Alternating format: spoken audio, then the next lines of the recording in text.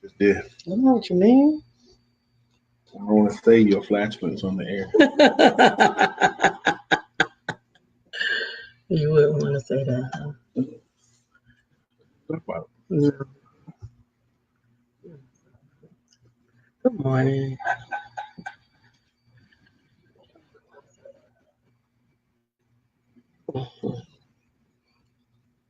Good morning. Good morning. We're getting situated.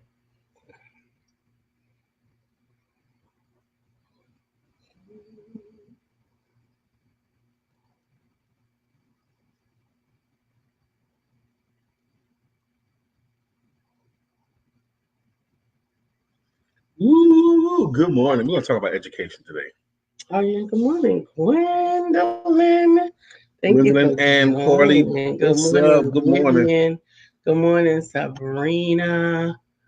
Good morning. Sabrina Huffon? Mm-hmm. Sabrina, you saw all that stuff I tagged you in? I only tagged a few people. I posted several things this morning. I only tagged you, Sabrina, and Myra. That's it. What are you trying to do with your hands, girl? Got your hands all over me again? Don't do that. Good morning, Jerry. Good morning, Melvin. Which Jerry's on? I don't even see it. Good morning, Jerry. How are you? Good morning. Good morning. Good morning. There we go. Good morning, Jerry, Melba, Vivian. Good morning. Good morning. John and I have found employment. Awesome. Congratulations. Fantastic. Fantastic. Good morning. Good We got so much to talk about today. I got to tell you guys, I am studied up. What time is it? Almost time. Y'all know that when you see this this blue frock, it means I ain't staying home. That's what that frock means? This is my house my house dress. Es su casa and I live aquí. Vive aquí. Vive aquí. That's what I said. That's me. Casa. House and I live here. Vive aquí. You know how I knew that? Yes. How? From Eddie Murphy. That's right. That's right. From Eddie Murphy. Good morning. My name is Brian McNeil. I'm Lisa Santiago. Thank you for joining us on our show. Let's talk about it. We come to each Monday through Friday right here on the SIBN network, on iHeartRadio, YouTube TuneIn, as well as Facebook Live. Good morning to you. Facebook Live. It's live. Good morning. Good morning. Good morning. It's going to be an interesting show, and we got an interesting guest. Do we have a guest today? Yes, we do. She's been contacted, so we'll give her a chance to get in the green room. Okay, cool. All right, so today is Independence Day. It's the 4th of July. We'll get something out of the way first, because we're going to talk about education today. We're going to talk about education, and it's worthy to talk about it today. Good morning, Bethany. Good morning. Afraid. I'm very afraid. You should be afraid. I know I should be afraid. I am terribly afraid. Good morning, everyone. It's beautiful here already. Mr. Rogers, happy hump day, ladies and gentlemen. I posted about Mr. Rogers too today. What about Mr. Rogers? You didn't see? See, no. You ain't ready for what I'm about to bring today, y'all. Well, I'm just to answer that question first. I posted a thing about Mr. Rogers, how Mr. Rogers fought racism on his show. You know, he was the first person to have a recurring role of a black person featured on his show. Mr. Officer such and such, headed or something like that. The police officer. It wasn't the police officer. Yes, it was. I researched it this morning. Okay. We're celebrating financial freedom. Amen, Bethany. Well, good. That's a good way of going. You know what else I liked about Mr. Rogers is that he didn't point out that the guy was black every time he came on the show. No, he never did. He even did a skit, and I watched the skit this morning because it was just a bunch of stuff in the news about thank you. Officer Clemens. Thank you. I saw that this morning, Officer Clemens.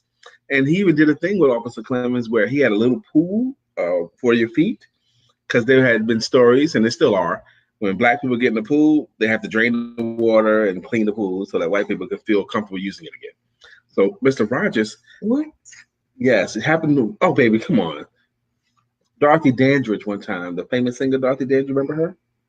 She dipped her toe in the pool in Miami Beach, and next day they had to drain the pool and scrub it, because of the white residents at the hotel. Anyway, that's not what I want to talk about. Thank you.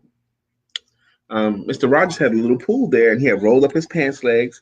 He said, "Such a hot day. I'm just going to cool my feet off here with little holes in the pool." And Officer Clemens came over, and Mr. Rogers says, he says, "Man, that looks really comfortable." He goes, "Yes, why don't you share it with me?" So Officer Clemens actually rolled up his pants leg, took off his shoes, rolled up his pants leg, and put his feet in the little pool with Mr. Rogers. Mr. Rogers sprayed him. It was just two neighbors having neighborly time. And it was still revolutionary for the time on TV, but Mr. Rogers is doing his part there to fight racism. I used to love Mr. Rogers. I told you that was why I like Steve Gadd so much. Did I tell you that? I don't remember. I told Steve that, and he was a little embarrassed. Yes. But he sounds like Mr. Rogers to me. When you close your eyes, I don't see that. That's a reach. Like, no, it's not. I could sit and listen to Steve Gadd. I'm telling you, if you hadn't come along when you did, and anything happened to Harriet, Steve Gadd is 10 years older than you. I don't care. I love Steve Gadd. He's 10 years older than both of us. Yes, he is. Older white guy. I love Steve. Anyway, we're going to talk about education today. Now, it's hard. I'm going to give you the dictionary definition of it first, because it's hard to talk about education without talking about what's going on in the current administration, trying to get rid of all of the affirmative action things. So that for admissions, they're getting rid of them all. Okay. They're dropping those guidelines of race. Anyway, I want to get to the dictionary definition of education, because we have a guest that features in education today. Yeah. Hopefully she is going to be available, but keep going. Go ahead. Now, this is Wikipedia's definition of the word education. Education. Is Sabrina still on? Yeah. Good. We know some other educators we should have invited, all the educators we know. And shout out to all the educators you know. If you know some educators, we're going to talk a lot about that today, especially today.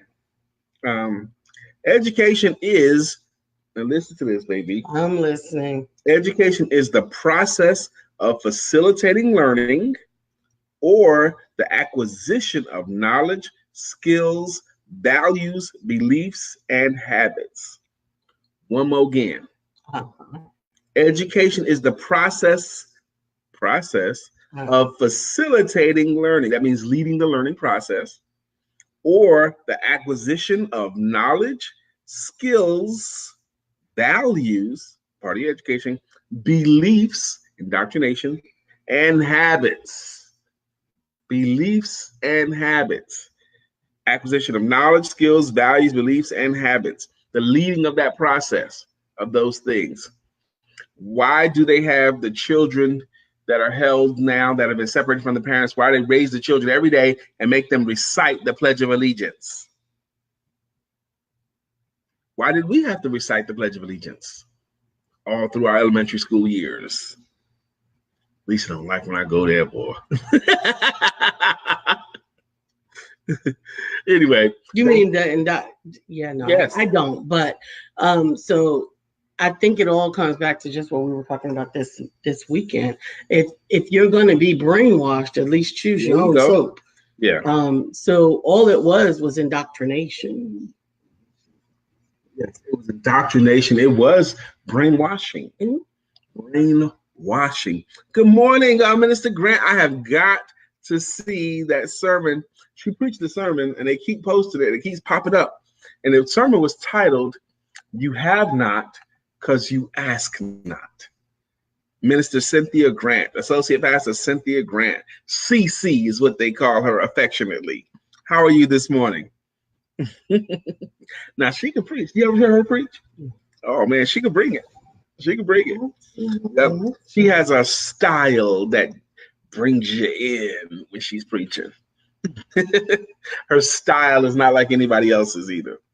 So, Minister Grant, I love you. Looking forward to seeing that sermon. Edumacation.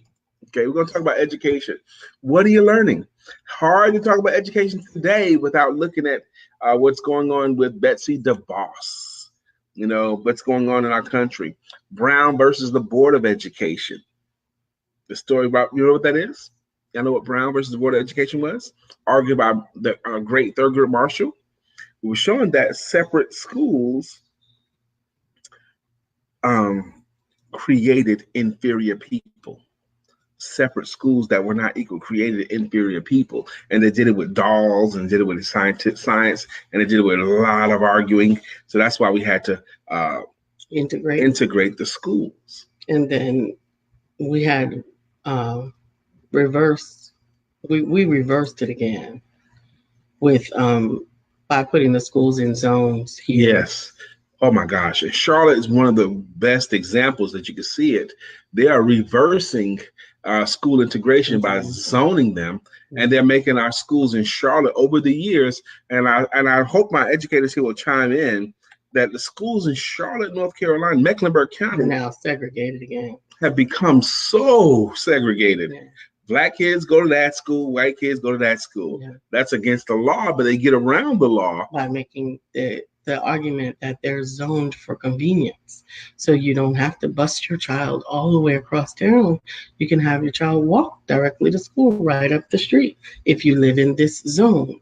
And then in some cases, and I had to fight this a lot when my kids were smaller, actually, because I wanted my kids in magnet schools. They were in magnets, they were in baccalaureates, they were in some of the top schools in the city because I researched that. And just because we didn't live in those areas didn't mean that our children didn't deserve to be in those schools. And they couldn't keep you out of the school, but what they did was they made it very inconvenient for you to get your child there, meaning that you didn't have bus or transportation. If your child was outside of the zone, you could put them at that school, but you were then responsible for getting them to school and from school. Now, the other schools didn't have that challenge. I mean, other students didn't have that challenge. No, they could walk to school. They right. Were there. So that's an disadvantage. That's an unfair advantage right away. That's an unfair advantage to parents. That's an unfair advantage to the children, the students. And we were able to. Good morning, Karen. Good morning. Around a lot of that. Good morning, Tara. By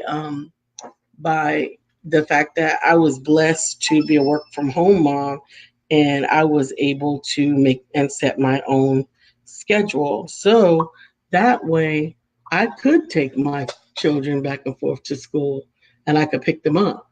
But that wasn't the commonality. Yeah, very much so not the commonality. Now, those laws that were enacted that forced integration, they did a lot for the nation. They did a lot for elevating people that were disenfranchised and had a major disadvantages for so long. Affirmative action and admissions helped to correct the laws that kept them out. Those things were corrective devices, attempting to be corrective. And it helped to correct laws that like banking and schools and all that kind. There were affirmative action laws and employment and housing. Those laws were meant to correct things that had gone on for so long.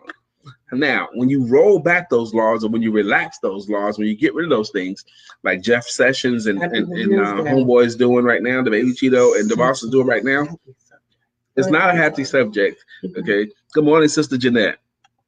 Do you want to address how you feel about it when we talk about things like race and all that? Do you want to address that so that people can understand why you feel that way? I don't know if I can articulate it. Yeah, but you keep making comments like such a happy subject and I can't believe, here we go. I believe you're making all of these comments because I don't believe in spending or wasting time in areas that I can't change. I know how I can change my experience. Okay. My experience. I don't have the power at this moment right now today to make and enact changes that will affect any of those people that you're talking about, whether it's Trump, Sessions, any of those people. I have no ability to change them because I have not achieved the level of empowerment necessary to make those changes. So I'd rather focus my energy on areas where I can enact change. And I can enact change by helping my community to galvanize towards using their strength and using their voice to combat some of these things, using their dollars to learn more about financial education and economic independence so that we can have a real Independence Day versus celebrating a day that has nothing to do with us. Amen. Now, if you look at my post today, and I heard you, and I hope everyone else heard you as well. Good morning, Antoinette. What's up? Where was I going? I posted a snippet of the Frederick Douglass speech, and I do it every year since like 2005. I always do that. Okay. But there was one other thing I posted too. I found it on another page. Free listening. Free listening. This lady, she had this campaign where she decided that there's so much loneliness even with technology. So she set up a string of 6-8 chairs, and she had volunteers, and she had kids with signs. Stay with people walking by in a busy intersection. Would you like to sit and be listened to today? It feels really good. Would you like to be listened to? It feels really good. So people would sit there, and their role was not to try to solve anybody's problem, but just to actively listen to them and shake their hand or hug them or whatever, but to listen to whatever they wanted to talk about, And people were getting up out of those chairs beaming. Freaking beaming. I think that's one of the benefits with male empowerment networks and women empowerment networks. We give people a chance to have their voices heard. Bethany asked, did you read the article that LeBron built at-risk school in Cleveland? I did, and I read a lot of articles this morning. Karen Young Bonner, you just read it. I think it's important to speak on things that are not pleasant so that, and I agree. I think we should speak about these things too, because some people need to be heard, get some stuff out of you and off of you. And some people need to hear perspectives. And if you're not willing to ever talk about it, then no one ever gets your perspective. Yeah. And everybody stays in their own silos, and it's just not as good. I get that. I don't agree that it's not as good. I stay in my own silo as much as I can. There have been years that I had no idea what was going on in the rest of the world. Well, you still don't know everything. I stay out of the news. I don't turn on the television unless it's deliberate. I do all of those things. So,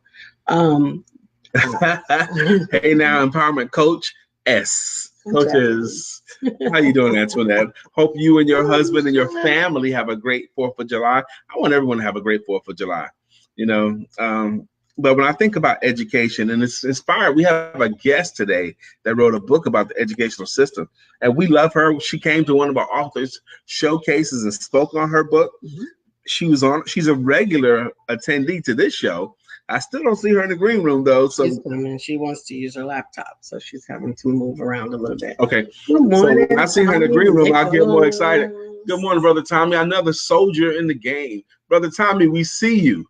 We see the work you're doing. We see you working in the vineyard. His whole thing is about the arts and film, especially Black film. That's the thing. Be the change that you want to see. Okay. Be the change that you want to see. I shun complainers that are not actively doing something to incite. Good morning, Alicia. How you doing? Absolutely. Yeah, it's such a subjective viewpoint, baby. You have a problem with people complaining and not actively doing anything about it. Sometimes the thing you can do about it is speak on it. Yes. Okay. I don't have a problem with it. I don't want to hear it.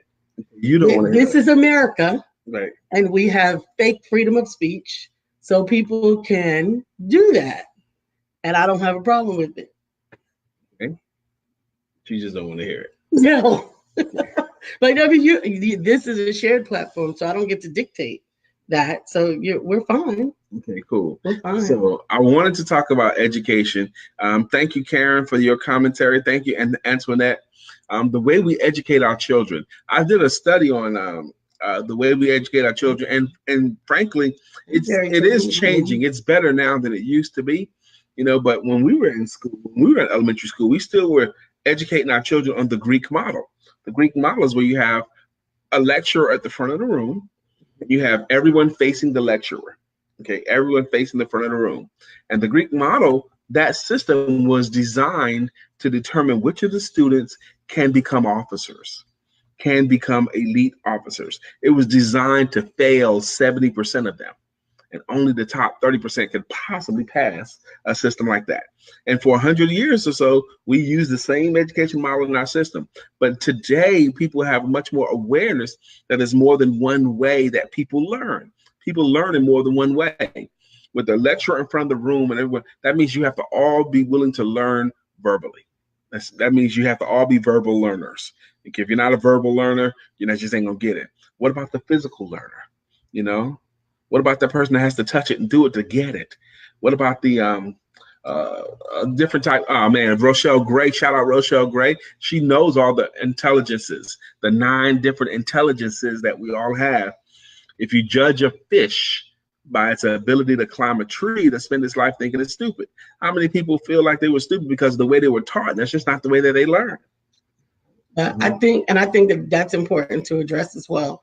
But I don't have any children in school, and I don't have anything right now to do with the school system. And I deal with school. I have, and it's over. I don't have anything to do with it right now. You know people with children in school. But I also know a lot more adult learners that are not taking the time to continue their education, because what you don't know will and can hurt you. Let's go down that road. Adult. Now, education. You got your formal education. That's past tense. And now, if you have stopped reading books, if you have stopped educating yourself past the formal education stage, you have greatly retarded your progress. What is up? We see her. Our guest that's coming on in 12 minutes. In 12 minutes, we see her. She's looking great. She's in the green room. We're going to talk education today. I hope you're ready. I know she's going to be ready. So she's already got her smile on. Your guys are in for a treat. We had a great guest yesterday, too. Doc Mangum. Doc D. Mangum was a great guest yesterday. We got a great guest today. Let me tell you how committed our guest today is. Okay, because today's the 4th of July. And it would have been so easy for her to put it off. You know, today's 4th of July. Lisa's got her house frock on. She ain't going nowhere. You know, it'd have been easy for our guests to say, "No, I ain't gonna do it today. I'll do it another day. It's the 4th of July. I want to sleep in. I want to chill. I want to do other things." But no. She decided to get up, get dressed, get her makeup did, get her hair did. There you go. See, we didn't even have to tell her. She saw herself and went and put a light in her face. It's good. Vivian said that she did, and she was in gifted and talented programs coming up. Amen. Education is important. It's critical. We got 11 minutes to go. We have a special guest today. This woman here is an author. She's a mother. She's a wife. She's a friend. She is a committed soul out here every day on her grind. She's also a speaker. So we're going to enjoy her very much. I almost want to say her name right now, but our coach in this show said, you got to tease it out, Brian. Take your time, Brian. That's why I tease stuff out. You don't tease it out. We tell you the whole everything 11 minutes beforehand, and then there's nothing left to say right before them. Well, can y'all tell I'm excited about our guest? Antoinette says, wow, retarded your progress. Keep reading books as adults. Absolutely. And encourage books as children. Get creative. I mean, I had to get really, really, really creative because I had boys and they did not have any interest in books. They were kinesthetic. Both of my boys were kinesthetic. By my touch and flip and run, and that's it, sports.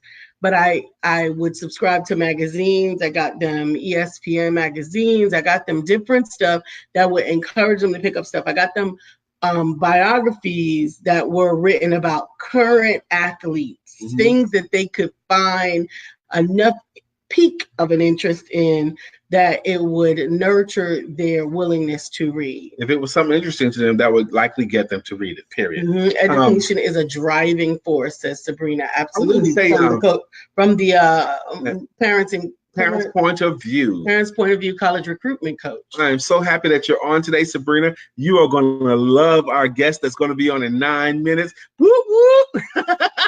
We talking education today. On books. Antoinette brought it up, Lisa brought it up. I believe, because I believe in being green and growing instead of ripe and rotting. And I like to study. I'm blessed to have a wife that likes to learn and likes to study. But I believe in today's society, for me at least, and I don't think I'm the only one, YouTube has replaced textbooks for me. YouTube has replaced, because I go to YouTube to learn everything, and I can get a lot of different perspectives, and I get to see people speaking it out, talking it, illustrating it. I'm learning today more from YouTube than actually handheld books. That may be a testament to how you digest information, because I still prefer to read. I don't read physical, tangible books as much, only because they're cumbersome. but I do read my Kindle. And I also prefer to read because I read much faster than I can watch. So, Lisa is a speed reader, and her profession dictates that she reads a lot. She has to read a lot. Yeah. You know, so. I read a lot, and I read very, very fast. And sometimes when I'm trying to find a point out and I have to wait for someone to finish talking to get to the point that Why would you even watch people who talk to you like that? That's Why the way don't that you it talk seems. to people who talk normally like me? Even when they talk like that, it still feels like they're going slower than I could read. Oh man, 8 minutes. 8 minutes to go.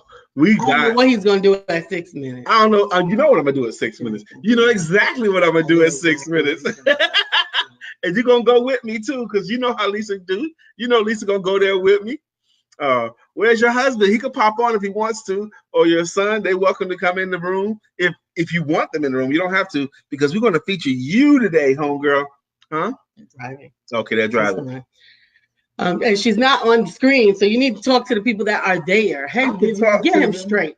Get him straight. What did he say? Nothing. Okay, who's that there? Cindy. Good morning, Cindy. How are you? That's Cindy McKeon. Hi, Cindy. The way we educate our children, the way we educate ourselves. Education is the process of facilitating learning. That's what the thing is. You know, for 12 years of my adult life, I was a sales manager. And I believe my job as a sales manager was to create an environment where sales can happen.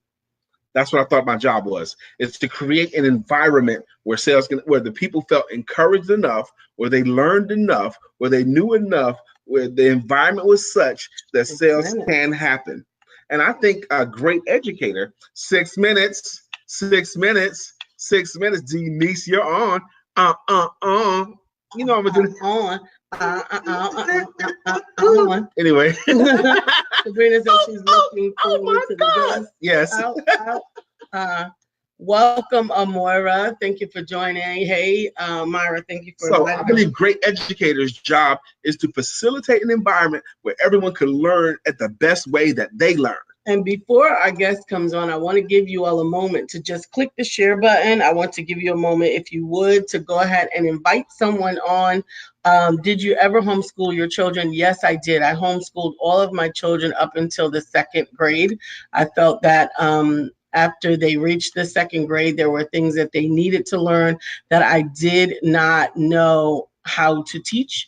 And so I shifted them after the 2nd grade into the school system.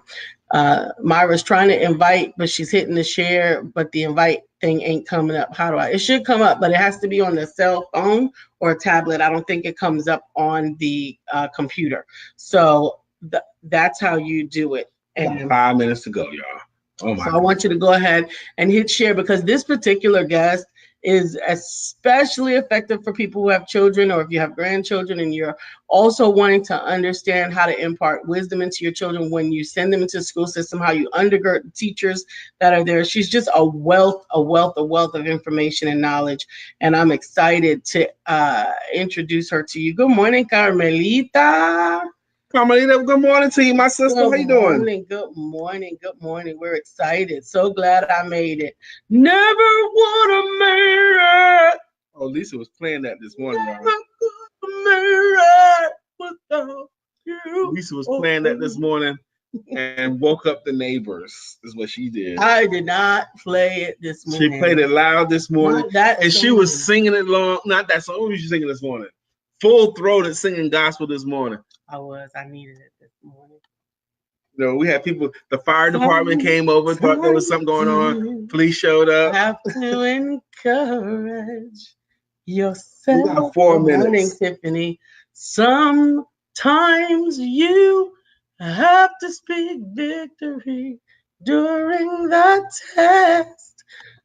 Dr. Shiva Quinn is a homeschool guru. I would love to make that introduction. We gotta have that person to this audience, Myra particularly, because 7 will be starting the homeschool experience come the fall. Wonderful. Myra's son 7 is now 6, right? 7 is 5 He's tomorrow. 5. He'll be 5 tomorrow. Her son's name is 7. We got 3 minutes to go. I'm so excited. I'm just going to tell you her name. So give you guys, those studious of you who want to research her before the show or during the show, you can. Her name is DeNise Willis Gerst. And DeNise is DeNise. And Gerst is Gerst. DeNise Willis Gerst. You can find her on Facebook. You can find her anywhere. I Google her myself. Okay, but DeNise Willis Gerst, she's one of our favorites. She has been one of our featured authors before. Her book is How to Survive in the Public School System as a Christian Educator.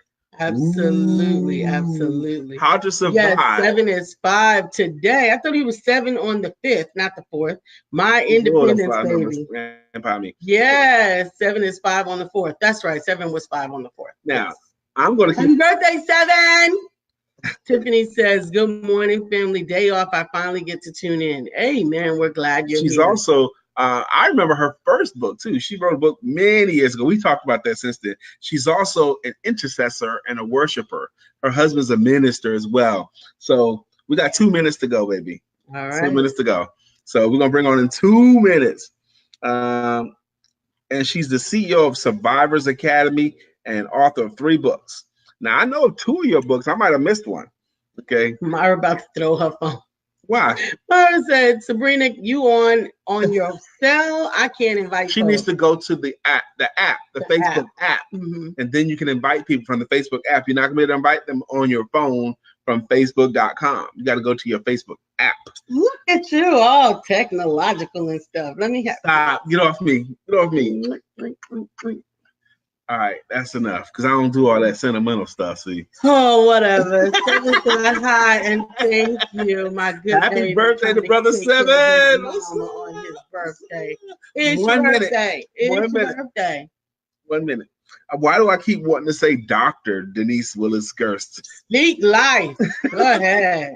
I want to say it for some reason. We have so many doctors in our circle right now. It's awesome. So let's bring her up now. Let's come on. She's ready. She's obviously ready. Let's bring her up, okay? And welcome. What's up? How are you doing? Good morning. I'm doing great. How are you? Good, good. Great. Great. Your smile is on your face. How you feeling? You. I'm feeling nice and relaxed. It's summertime. Woo-hoo. Yes. Woo-hoo. Now you heard me. I'm like tell a little bit of you. The first thing we like to do is yield some time for you to introduce yourself however you like. Okay. Well, hello, Facebook land and Coach Empowerment Network. My name is DeNise Gerst. Brian, you always say DeNise Willis Gerst, and that cracks me up. And I have it on Facebook that way so that people from, back in the day can find me because, most of them, sometimes they don't know my married name. So I put in that Willis, they can know that it's actually legitimately me. I have actually lived in Charlotte, North Carolina now for the past 23 years, but I do not call myself a Charlottean. I'm still a bona fide Phoenician. I'm from Phoenix, Arizona. Actually grew up in Tempe and came here by way of school and just decided to stay. So I have been teaching for 19 and a half years. And yes, that half a year counts in the school system here in Charlotte. That's how, so that half a year counts. But I've been teaching for that long. I've been a classroom teacher, 1st grade, 2nd grade, 4th and 5th grade, and also a science facilitator for the past 6 years. The entire time that I've been in Charlotte-Mecklenburg schools, I have taught as a Christian teacher. And what that means is just that that's been my faith. And I've experienced things as a teacher that I never thought when I was going through undergrad and learning how to be a teacher that I would experience. But my love for wanting to impact children's lives is what keeps me going. I love my babies. Right now I teach almost 600 kids and I love all 600 of those little babies. Wow. Yeah. Outside of teaching, as you mentioned, I am a minister. I was licensed at 21 and ordained sometime down the road later. And I've been preaching since then. My first sermon was actually at Johnson C. Smith when I was still a student there. And then I went home and I was licensed in my home church. My husband and I minister together. We are a tag team ministry. He preaches, I preach. He teaches, I teach. We both prophesy, I minister and dance and song, whatever the Holy Spirit requires of us. I also, as you mentioned, I am an author. In addition to that, we have a wonderful fitness life. My husband right now is actually at a race cheering some runners on. That is like his desire and his passion. And I would be there also, but I told myself, I have an interview, baby. I have to be on today. I can't be there right now. So I'm here and he's there, but he's cheering people on and rooting for me as well, as he's biking and cheering people along the course.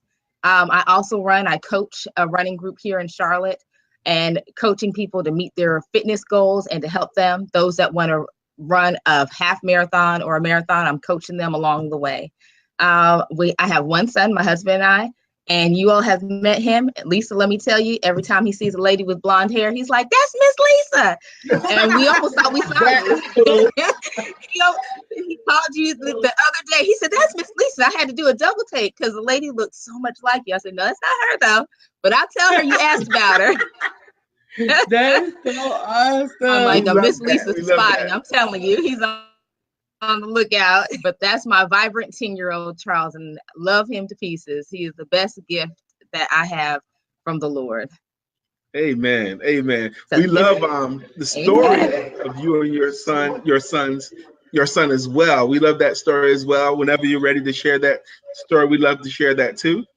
But man, you are so well-rounded. Go ahead. Oh, I was going to say, I've tapered. My son's in a place now. We've openly shared his story, but he's in a place now where he's like, I don't want to say that all the time. So I've tapered off from that out of respect for him. And when he's ready for his story to be shared again, I will. Amen. Did you have something you want to say before I jump back in? No. All right. Well, good. Well, I'm a fan, DeNise. Okay. So I want to go first because I want our listeners to get as much of you as we can in the time we have. Let's first go to your book. Do you have a copy handy? Okay. Can you please hold it up? Yeah, please hold it up. And let's talk about the book, please. And what were you thinking when you wrote it? And who do you want to get benefited out of it? What was I thinking when I wrote it? Okay, put it in your other hand. Put it in your other hand. Better? There you go. And bring it onto the camera. Is that better? There you go. Okay. Can you see? Okay. So I don't know if I'm looking into the camera or not. I think I am, but if I'm not, you all forgive me. You can put the book down now. I just want them to see it. Okay. Okay. All right. I have one behind me also. I don't know if you can see it. Uh-huh. But what was I thinking? My honest thought, what was I thinking when this book came to fruition or when it was prophesied? I was honestly thinking, I do not want to write a book. That was my honest thought. The book was prophesied to me by my pastor at the time, and it was on the worst day of my educational career, my absolute worst day. And it was on a Wednesday, Bible study night, and I had gotten to the church early, opened up the church and laid out on the floor and cried before the Lord and asked him to help me tell my husband how I was not going to teach another day in my life. Wow. That was when this book came about. I had been humiliated, embarrassed. That particular day, I was called out in front of the entire staff and humiliated. I was like, I didn't sign up for this. This is not what teaching is. I want to teach my students, but I need to not be in the place that I'm in right now. And I boohooed and I cried so hard. I left a huge wet stain on my tears were so plenty that day. And I was just beside myself. I said, you know what, Lord, I can do other things. I can impact, children at children's church. I could do it this way. I had a whole list of things. And when everybody, came into the church, I kind of sat in the back because I was, by that time my face was all torn up. I looked a mess. And in the middle of my pastor teaching, he turned and he said, the reason why you're going through that is because, and he just started prophesying. I'm like, I hadn't even told him anything. What is he talking about? I don't want, and everybody in the church turns around, they look at me. I'm like, I don't want people looking at me. I look a mess right now. And he began to prophesy this book. And that day that he prophesied, a lot of people are like, oh, that's awesome. No, I was angry. I was like, really, God, this is your answer to me? I have to stay here? I don't want to stay, God. I asked you for an answer to get out. This is not the answer. And it took me a while. It took me, I would say, a few weeks to even really, want to talk about it with the Lord again, but he kept bringing it back. And I was like, fine, what do I have to do? I guess I have to write this book, and he began to show me the things that I went through and said, there was nothing for you to encourage you. You're the one that has to encourage other people that I've placed in the public school system to stay. Yes. I love that story. Absolutely. Praise God for that. And Sabrina, thank you for posting how to survive in the public Oh, school bless you. system as a Christian educator. Thank you so much. And if you could give us the link, we'll get it put up there as well to purchase your book. Is there a link to purchase your book? You can go to my website, which is survivorsacademy.com. Survivorsacademy.com. Survivorsacademy.com. Academy is one of those Yes. challenging words to spell. Why? How do you spell academy? ACADEMY. See, that's wrong. Survivorsacademy.com. God Yes. will speak life when we feel lifeless. That's the absolute truth. Oh my. Absolutely. I heard that That was part your too of her experience, story, yeah. and even the part about God told you to stay, and it wasn't for you, and you have to write this book, and you were looking for a way to out, and God told you, no, this is the way here, but you were Yes. submissive to what God told you. That's amazing.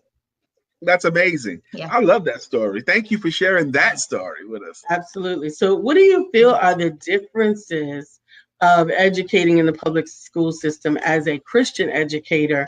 That what I don't know, pros or cons? Well, I would say the pro is I know, of course we know that there's a separation of church and state, but nobody can stop me from praying in my head when I need Right. it, and knowing being able to see a child and people are saying one thing about the child and you're able to see something a little bit deeper because you're looking more spiritually than you are naturally. And that's something that's been helpful where I can see a student and say, okay, they need more than just, they need to know this math, but there's something deeper going on that other people may not have seen. And I'm able to pray about that. The Lord, revealed to me, this is how you need to help this student.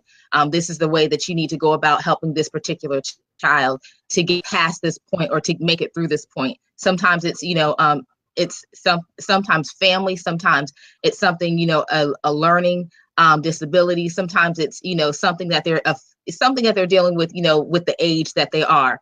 But whatever the case, I've been able to just, take that child, beyond the classroom. It doesn't stop when I leave my classroom door and close it. I can, go to my prayer closet and pray, that child's name and pray for, their situation. And so that's one, definitely a benefit for me is that I have, backing. You may not see my backing, but they're there. They're walking with me as I'm walking in the classroom. Wow. And that's, that's a pro for me. I would say Did something you hear, that's a con. Okay. No, you go ahead. I'll bring it up. Go ahead later. Go ahead. Okay.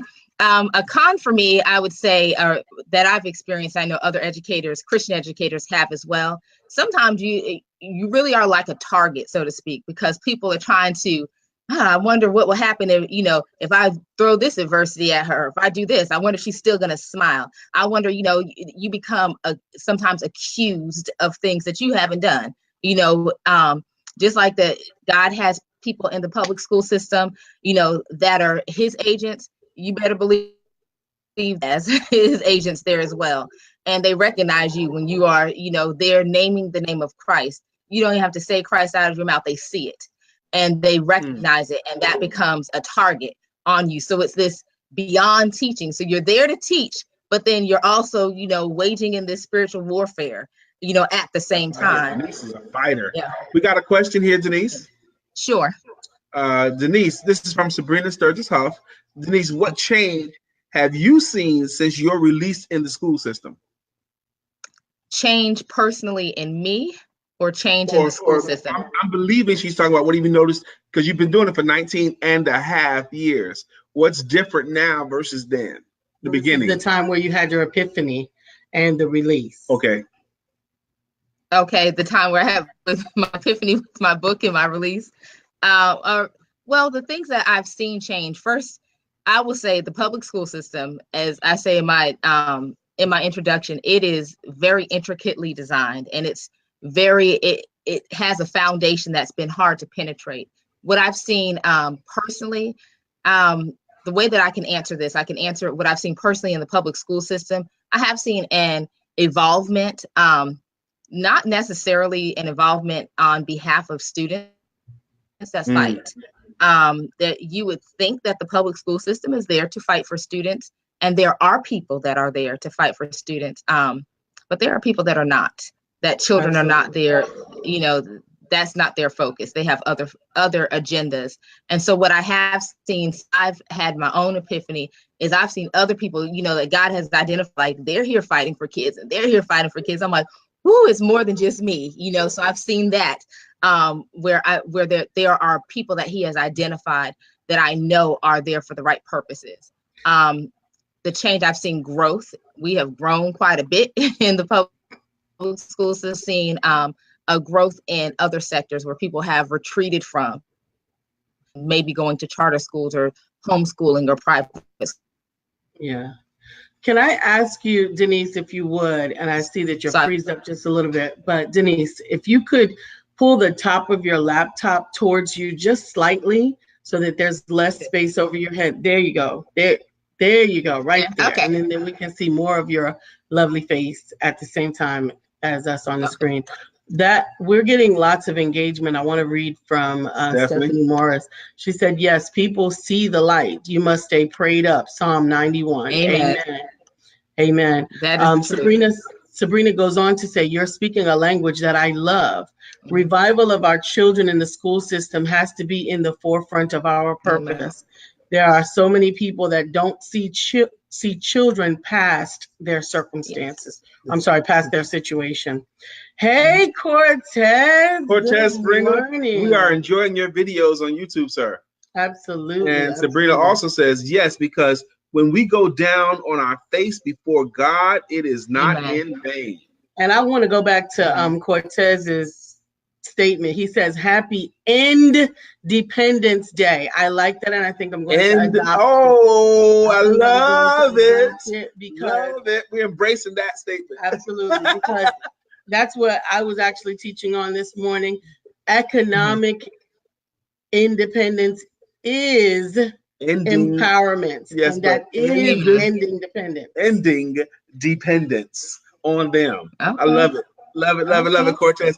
Thank you for that gem, Cortez. Absolutely. Sabrina says yes, because when we go down on our face before the Lord, it's not in vain. And Myra's mad at Mark Zuckerberg. Mark, but did you need a target to be mad at this morning? Is that what you need, girl? I'm mad at Mark. But DeNise, as we listen to you and your story, I see a fighter. I see a well-rounded fighter. Mom, runner, minister, and fighting for what's right in our school system. Thank you for doing your thing, girl. Fighting. Bless you. How long are you going to stay a school teacher? Until the Lord releases me. I would say, and I have to be honest, when you say, you see a fighter, I was not trying to fight. Let me just throw that out there. At the beginning, I wasn't even trying to teach. Honestly, I come from a long line of educators, and I'm the youngest in my family in so many respects. And so many people compared me to other people in my family that I was like, I'm going to do something different. I don't want to teach. We've done that. We've helped out in the world of teaching. I can do something else. And I set my sights on being an attorney. And as funny as it is, I wanted to be an attorney that fought for children. So of course, that children have always been in my heart. As people to speak up for, as individuals that I knew I could fight for. But I was not. I'm trying to tell you, I was not trying to be one that God just, he picked up, he said, but I created you for this. And he kind of flung me out there. And it was like, I either farm or right. Let me throw this on. So it was, it came about. It wasn't something that was right away. All right, I want to ask another question about the book. Who do you believe should read this book?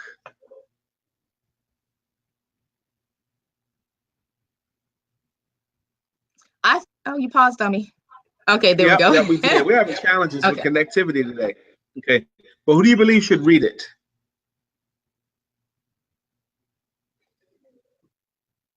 Lord Jesus, come on now. Okay, all right, I see you all now. I really feel that educators, it's, geared towards educators, but I think that parents, can also read this book and get an understanding that, yes, there are people out there that are being encouraged to fight for your children beyond just, the Common Core standards. And I feel that anybody who has any connection with children, this is a book for you to get a different perspective other than your own. to really understand, what Christian educators go through, if nothing else, for you to take a stance in intercession for them as they're out there fighting for children. Love it. Absolutely, absolutely. But targeting the teachers themselves. Stephanie goes on to say the children need people who really care and pray for them. Absolutely. Amen. And Sabrina says, you are an attorney in the school system, an advocate, amen, for the children. So good morning, Miss Betty. Thank you for joining us. One of the things we were saying before you came on, did I interrupt you? Just before you came on, were you hearing some of our show? Yes. We was talking about how Mecklenburg County school system has, through zoning, has become more and more segregated as a school system. Do you have any Heck of my heart. Hey, bro. How you doing? Do you have any thoughts on that in the Mecklenburg system? Is that true, that what we see? Is that what's actually going on?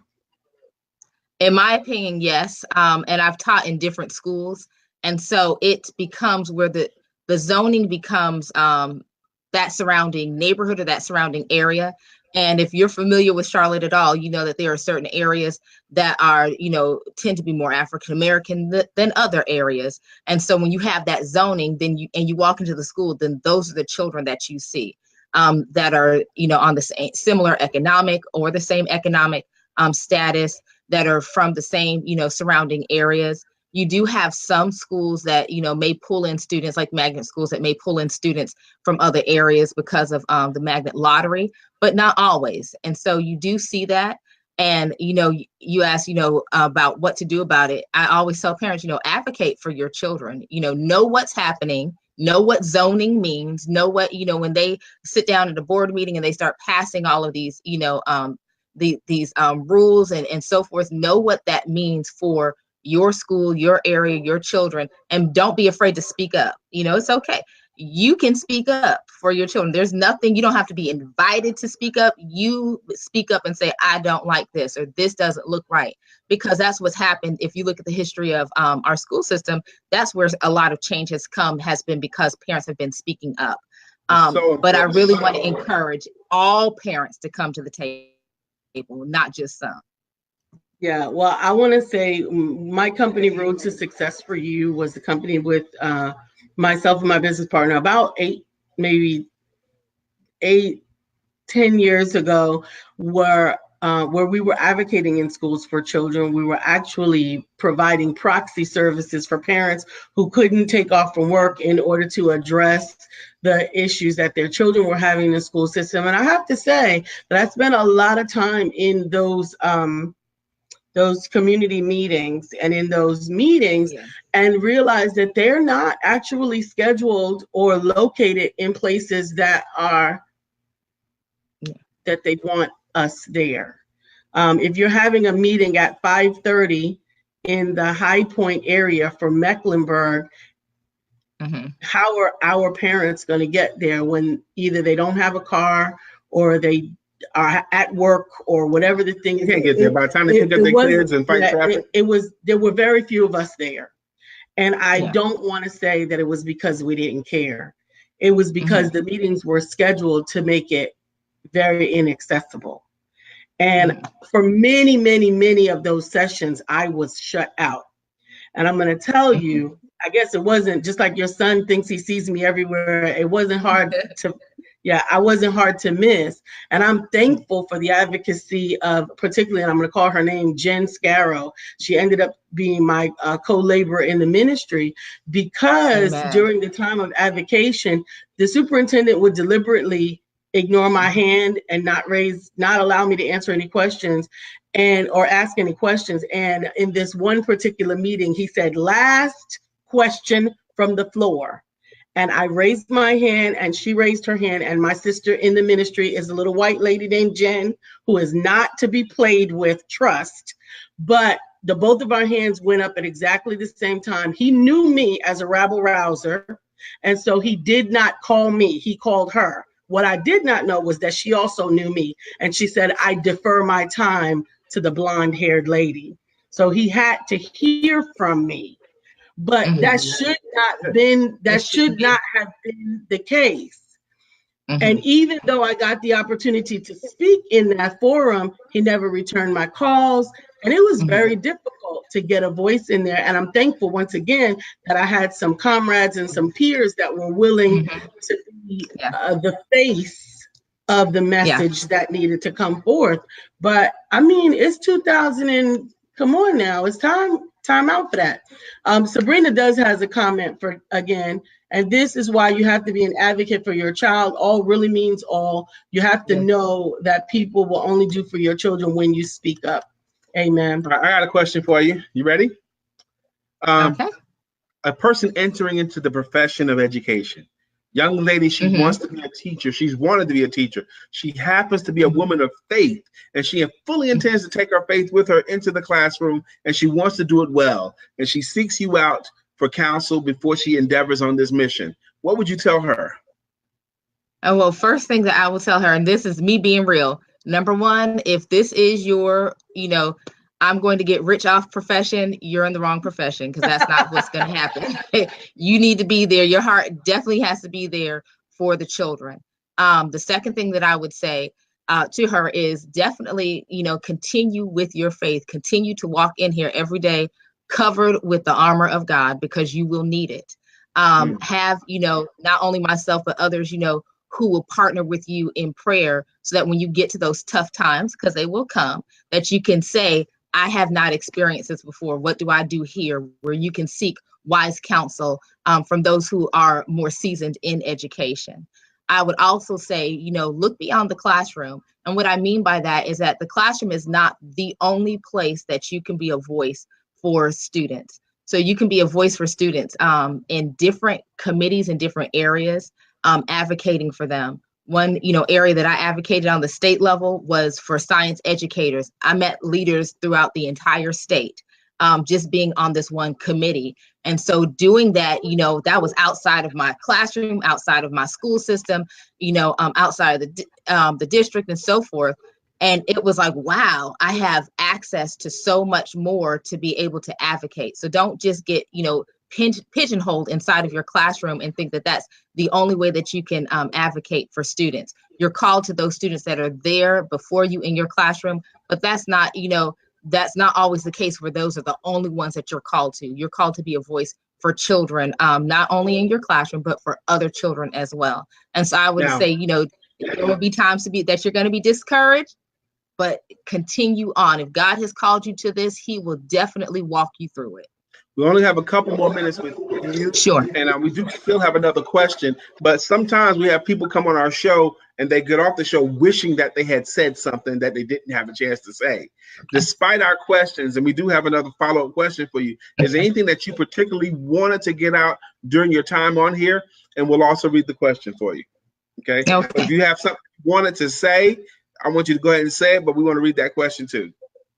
I will say, and this might be to any other, person out there in education. Maybe you were in education and you were like, this is too much, and you quit. I've been there. I have been one who has tried to quit, and the Lord has been on me to not.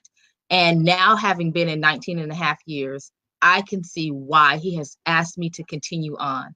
And so my mission has been to speak for children who cannot speak for themselves, to be the advocate, to be the voice, to be that bold person who's going to speak up and not be afraid to, who's not afraid of confrontation when it's on behalf of the students. And so I encourage anybody who wants to be a voice, you don't even have to, you want to be a voice for students, similar to what you lead children, because our kids need it.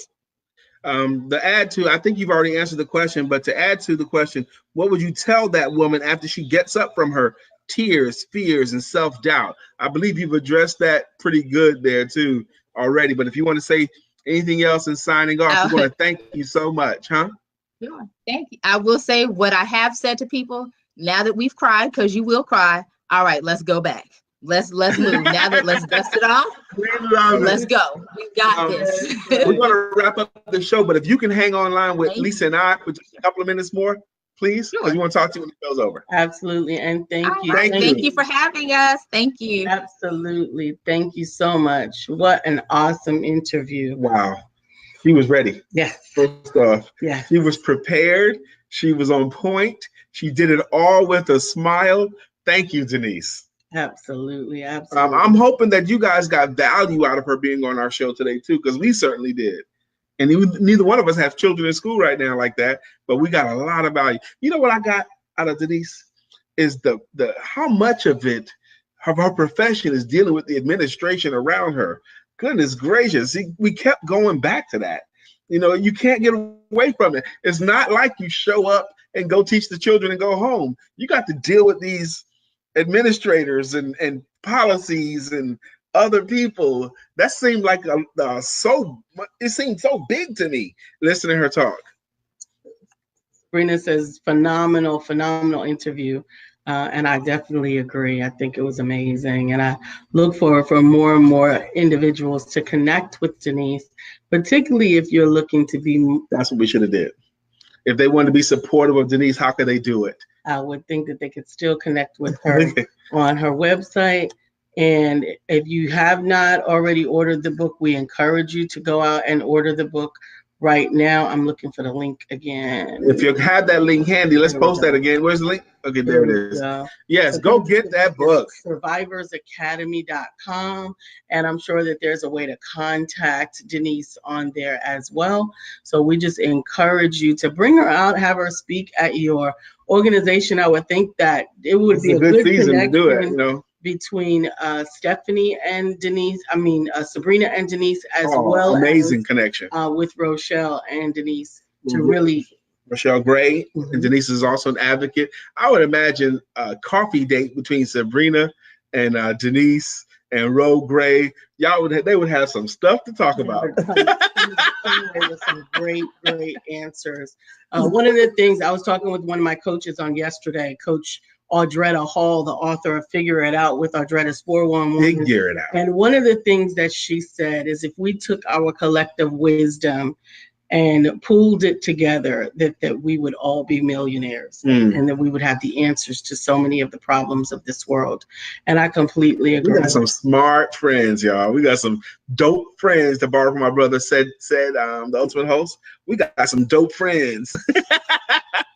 I very much enjoyed our guest today. This is the 4th of July. However you choose to do it, I always post something about the Frederick Douglass speech from 1852, July 5th, 1852. Only 166 years ago, Frederick Douglass was addressing people, talking about the 4th of July. I encourage you guys to look up that speech, look up some episodes of that speech. I like what the 4th of July has become: fellowship, food, family, and fireworks. That's cool, but the other parts of it is political to me. Is it time? Yeah, it's 10 o'clock. Okay. I'm finished talking. The music hasn't beat yet. I am Lisa Santiago McNeil. I'm Brian Keith McNeil. And this is Let's Talk About It on ESPTV7 on the SIBN network, on iHeart, iTunes, and right here on Facebook Live. And remember that your life is not a scrimmage or a practice game. There's no Martyrs Hall of Fame. Time the speedster takes its toll, and for all of us, every day really is the Super Bowl. So God bless you, and go forward and live your Super Bowl life today. And remember that you are blessed by the blessor to be a blessing. Permission to be amazing is granted. It's Wednesday, hump day, your day off. You might as well go have sex. Because Lisa already did.